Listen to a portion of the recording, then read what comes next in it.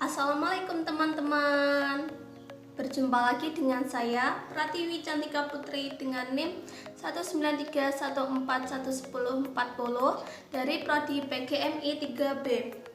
Di sini saya akan menceritakan tentang Islam dan kebudayaan. Yang pertama, A. Persentuhan Islam dengan kebudayaan Melayu dan Jawa. Indonesia pernah mengalami dualisme kebudayaan, yaitu tradisional dan populer. Dua jenis kebudayaan ini sering dikategorikan sebagai kebudayaan tradisional. Maka dari itu, melihat pengaruh Islam terhadap kedua bentuk kebudayaan tersebut, jika kebudayaan keraton dikembangkan oleh abdi dan pegawai istana atau pujangga. Dalam sastra kerajaan juga, mitos-mitos itu dihimpun dalam babat, hikayat, dan lontara.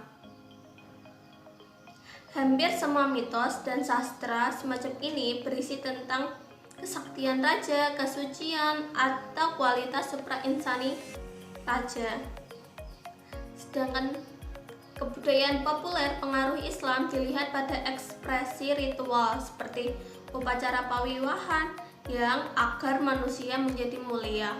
Juga diadakanlah upacara kelahiran, perkawinan, kematian. Selain itu, kebudayaan Islam dapat dilihat dalam acara maulid, seni musik, qasidah, dan gambus. Yang kedua, B. Inovasi dan pengaruh Islam dalam sastra dan arsitek. Ekspresi estetik Islam di Indonesia paling tidak dapat dilihat dalam dua bidang, yaitu sastra dan arsitek. Jika sastra telah muncul di Indonesia sekitar tahun 1970, kemunculan sastra cenderung ditandai karya-karya yang ditulis pada tahun 70-an. Contoh diantaranya Gottlob dan Alam Makrifah, kumpulan cerpen Danarto.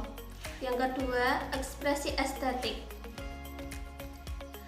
digambarkan dalam seperti masjid-masjid tua. Contoh masjid tua dan interaksi agama seperti arsitektur di Indonesia dengan konstruksi kayu dan atap berbentuk tumpang atau limas. Contoh masjid di Demak, Masjid Kudus, masjid di Cirebon, dan masjid di Banten. Masjid-masjid ini merupakan cikal bakal masjid di Jawa. Sedangkan di Aceh dan Medan, corak masjid memperlihatkan seperti atap kubah. Seni kaligrafi juga menempati tempat terhormat. Wayang pun dijadikan sarana oleh para wali dan raja untuk menyebarkan agama Islam. Seni yang dikembangkan oleh para wali dan raja adalah mengembangkan wayang yang sesuai pandangan Islam, sekaligus memberikan makna Islam dalam cerita pertunjukan wayang tersebut. Yang ketiga, Islam dan adat Melayu di Sulawesi Selatan dan Aceh.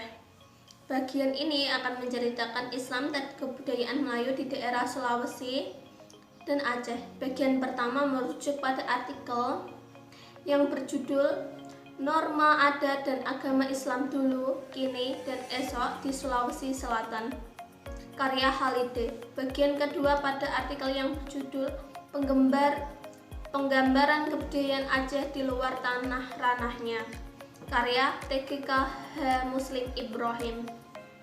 Yang pertama yaitu menjelaskan tentang ajaran kebudayaan kepemimpinan. Seorang pimpinan harus memiliki watak dan sifat yang jujur, bijaksana, berani, adil agar sukses. Seperti Khalifah Abu Bakar As-Siddiq, beliau menggambarkan simbol kejujuran. Khalifah Umar bin Khattab melambangkan sifat keberanian. Khalifah Ali bin Abi Thalib menggambarkan sifat keilmuan, dan sedangkan Utsman bin Affan melambangkan simbol hartawan. Terima kasih. Jika ada salah kata dari saya, mohon maaf. Sekian materi saya. Wassalamualaikum warahmatullahi wabarakatuh.